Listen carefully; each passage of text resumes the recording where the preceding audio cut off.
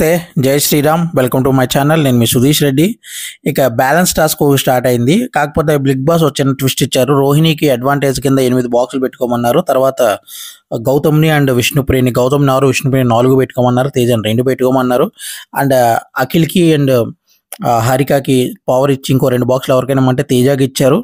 ఆ తర్వాత balance task జరుగుతూ ఉంది. అందరూ బాగానే ఆడారు. ఎస్పెషల్లీ గౌతమ్ అండ్ రోహిణి బాగా ఆడారు. రోహిణి నానో సెకండ్ గ్యాప్లోనే రోహిణి గంట కొట్టిన తర్వాత గౌతమ్ గంట కొట్టిన తర్వాత తేజాది విష్ణుప్రియది కంప్లీట్ కాలేదు. వీళ్ళు డిసిషన్ తీసుకోమంటే ఫస్ట్ కంటెండర్గా రోహిణిని సెలెక్ట్ చేశారు.